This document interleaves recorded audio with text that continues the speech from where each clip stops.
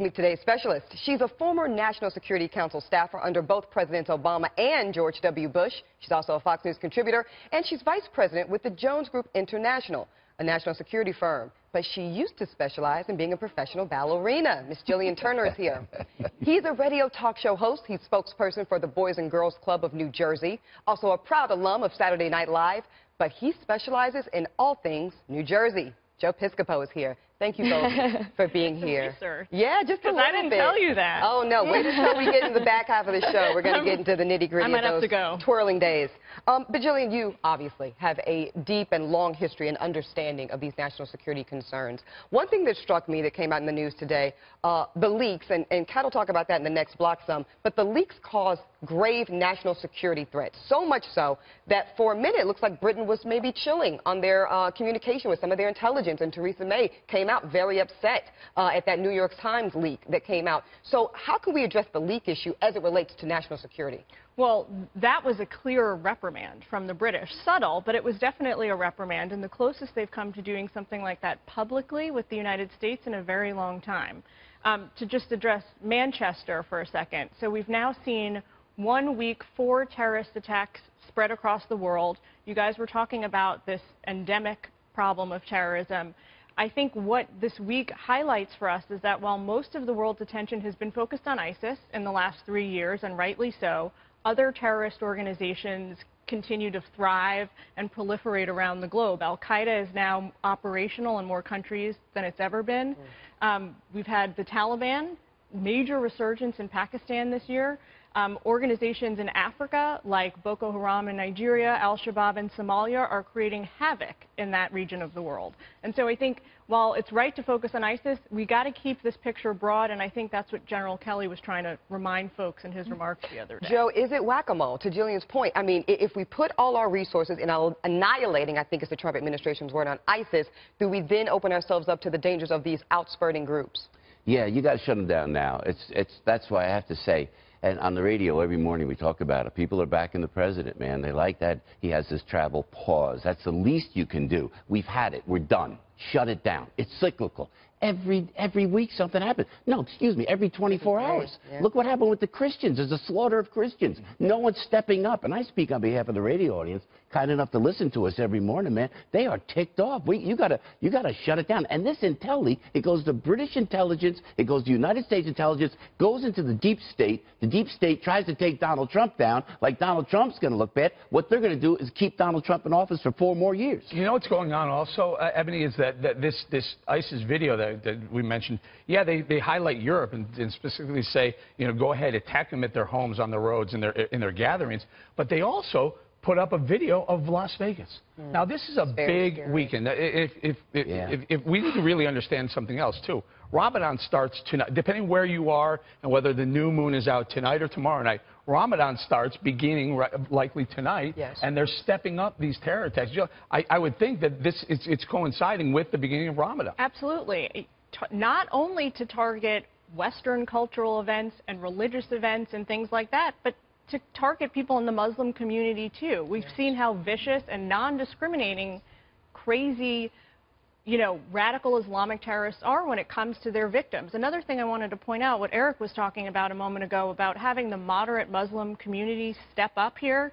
This is part of President Trump's idea that he outlined on the trip this week, to have a NATO sort of Arab counterpart, to, for all intents and purposes, an Arab NATO. So this is a coalition made up of Western allies that are Arab practicing nations, and they are going to help not only fund this, as we've seen countries do, but to help actually put some boots on the ground, as an aphorism, and to really put some skin in the game here. And this is going to go a long way towards quelling some of that. Right. I'm glad you brought up skin in the game. Anti-Islamic sentiment. My question to you, Kat. I'm glad you brought up skin in the game, because there's a lot of people resisting President Trump for various reasons. But in this moment, right, in this moment, where it's literally us and our way of life against some of those in this world, what do you think we can do collectively to support this president, at least in the common thread of defeating and annihilating these terror threats? Well, I think something that President Trump is doing explicitly, which Jillian was kind of touching on, which we haven't really seen as much, is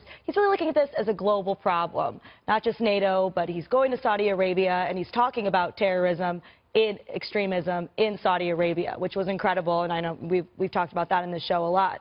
It has to be a combined effort, because there's nothing in terms of anything on this earth that will stop these people. We saw this in Manchester. They had the best security there, and they just created a soft zone for terrorism right outside of it. So in terms of a lot of these policies and a lot of these security features, they can make us feel better. But when you're dealing with someone like that, when they're planning on blowing themselves up, things like that aren't really going to work. Well, although Joe points this out, when you are dealing with this element that is hell-bent and fanatic about killing the Western society and killing our way of life because we're the infidel, then I think you have a case to be made to say, hold on, let's hold off on some of the travel from these countries of origin that are feeders for terror, like Libya, where this terrorist family came from originally. And you hold off, and you're not saying you can never come here. You're saying we need to step up our vetting process. We need to make sure that whoever's coming in here isn't planning on blowing up one of our schools or our concerts. You know, Eric, I don't think, again, most Americans have a problem with that. When you lay it out like that, and first of all, Jillian, you know better than me, that was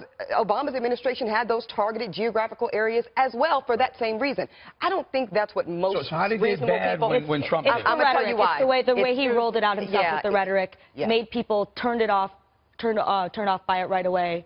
And they're just saying never, when he originally talked about Muslims as a general ban, that was probably imprecise. I'm going to give him a tiny bit of benefit of the doubt and say he wasn't being as careful and as articulate around the issue as he would have liked to have been, and as we've seen him be since.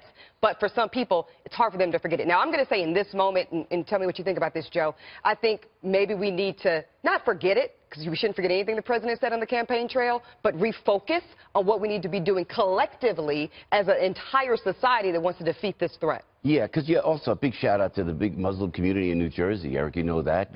Great Muslim Syrian Americans. Yeah. But what we ask is, as Americans, when I hear from the radio audience, is what is the end game for the terrorists? What is the end game? I remember as a kid watching the Munich massacre. What have what has the PLO accomplished since then? All those years. The message has to be sent. You will accomplish absolutely nothing. We will win. You ain't taking us down. but not from us, Joe. It can't be Joe Piscopo bowling or Ebony and Kat and Jillian. It's got to be from within the moderate Muslim community that has children too, that has children at risk as well. If they blow up people here, even if they're Muslim or moderate Muslims, they're still Americans. They still want to kill them.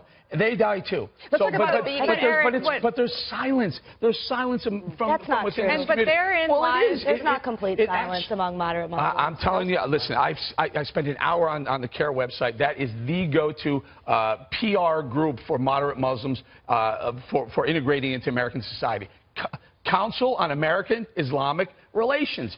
They had nothing. They absolutely did not push back on any of these bombings yet. I think what you just laid out, Eric, actually, I know you didn't intend it this way, but it underscores to me, from a policy perspective, what was problematic with the original version of the travel ban, and to a certain degree, the current version, which is precisely the countries that we target in this ban for practical purposes in this country. As you say, we don't want people coming here who are not sympathetic to Western culture and Western way of life and actually are seeking to destroy it. Yes. That is true. But these are precisely the countries that we need the most in the fight against terror. We need their voices, we need their money, and we need their arms. And so by alienating them in the way that this was rolled out, we don't need them. We don't need Libya. But I would argue that we do. We don't need them from a security bare-bones perspective. We need Jordan, we need Saudi Arabia, we need the United Arab Emirates, and we kind of have them. That's where it's got to come from. I disagree. I think we need the nations laid out in the travel ban, actually in a way Yemen doesn't even have a government. Yemen, who are we dealing with in Yemen? But it's not about the government. It's not about, people made the argument that we banned folks from those countries from traveling here because they don't have a government in place at home. But that's exactly the reason they're trying to come here, to seek refugee status. Well, we're going to talk a lot more about it, guys, because it's deep and it's layered.